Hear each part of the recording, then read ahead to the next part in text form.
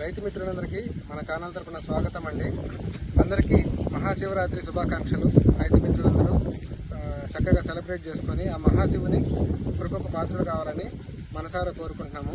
ఇప్పుడు మనం చూస్తున్నది ఇక్కడ మా పొలంలో ఉన్న నీటిని తక్కువగా అంటే కొంత తక్కువ నీరు వస్తుంది. యాక్చువల్గా 1.5-2 ఇంచుల దాకా వస్తుంది.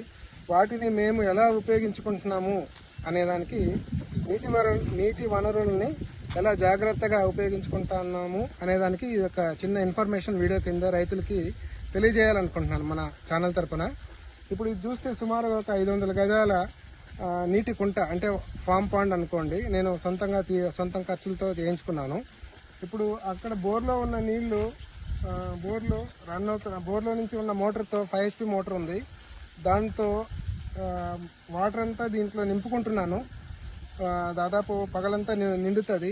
ఎందుకంటే మాకు చుట్టుపక్కలంతా వరి ఎక్కువ పండిస్తుంటారు కాబట్టి చుట్టుపక్కల నీటి వినియోగం చాలా ఎక్కువగా ఉంటుంది. మనకు ఈ టైంలో ఇప్పుడు దాదాపు ఫిబ్రవరి ఎండింగ్ అంటే మార్చిలోకి ఎంటర్ అవబోతున్నాము. దాదాపు ఎండ కూడా చాలా ఎక్కువ ఉంది.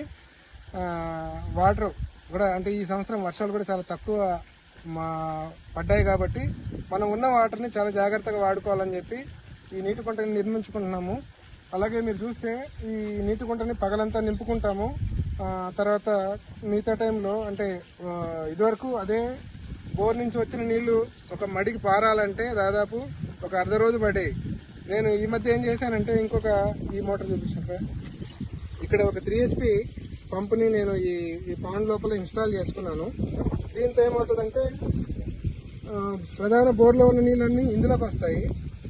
మడిలోకి పారాలనుకున్న నీళ్ళన్నింటినీ ఈ బోర్ సహాయంతో మేము అన్నింటినీ పారించుకుంటాం అనమాట. అంటే దీని ద్వారా ఏమవుతుందంటే ఇది జస్ట్ 3 HP మోటరే, కానీ ఇది మనకు ప్రతి ఒక్క మడి పారడానికి జస్ట్ 1 గంటలో పారిపోతుంది అనమాట. 1 గంటలోనే మనకు సమయం కూడా ఆదా అవుతుంది. మనం ఎక్కువ దాని మీద సమయాన్ని కేటాయించాల్సిన అవసరం లేకుండా ఉంటుంది. సో ఇదొక పద్ధతి. సో దీంట్లో ఒకవేళ నీళ్లు ఇంకిపోయినా కూడా ఏంటంటే మా బోర్ కూడా పక్కనే ఉంటుంది కాబట్టి బోర్ కూడా రీఛార్జ్ అవుతూ ఉంటుంది. సో 2 రకాలుగా ఉపయోగము.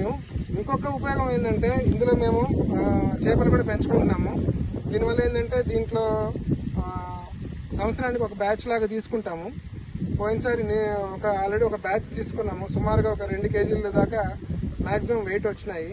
ఓకే, బొచ్చ వెరైటీ వేసాము, తర్వాత బంగారు తీగ వేసాము. బంగారు తీగ సుమారుగా 1 కేజీ దాకా వచ్చింది. ఇంకా బొచ్చ వెరైటీ వచ్చేసి అంటే తెల్ల చేపలు అంటారు ఇక్కడ, అది ఒక 2 కేజీల దాకా మ్యాక్సిమం వెయిట్ వచ్చింది. అదొక మనకు సపరేట్ ఆదాయము. దాని మీద కాకుండా మనకు మెయిన్ ఇంపార్టెంట్ ఏంటంటే ఇందులో వదిలే వేస్ట్, చేపలు వదిలే వేస్ట్ ద్వారా వచ్చిన నైట్రైట్స్ని మనము ఈ భూమికి పారించుకుంటే నైట్రోజన్ ఫిక్సింగ్ కూడా అయిపోతుంది అనమాట నేలకి. అంటే మనం నత్రజనిని ఎక్కువ ఇవ్వాల్సిన అవసరం లేకుండా కూడా వీటితో ప్రతిరోజు పారించుకోవడం వల్ల కూడా నత్రజని కావాల్సినంత భూమికి అందుతుంది. సో ఇన్ని రకాలుగా మనము ఈ నీటి కుంట వలన చాలా ఉపయోగాలు ఉన్నాయి. రైతులు కూడా వాళ్ళకి వసతిని బట్టి వాళ్ళ యొక్క సౌలభ్యాన్ని బట్టి ఇలాంటి నీటి కుంటను నిర్మించుకుంటే మనకు నీటి వనరుల్ని కరెక్ట్గా ఉపయోగించుకోవచ్చు అనమాట. ఓకే, సో ఇది ఒక ఇన్ఫర్మేషన్ కింద రైతులకు ఉపయోగపడుతుంది అని చెప్పి ఈ వీడియోని క్రియేట్ చేస్తున్నాను. నమస్తే అండి అందరికీ.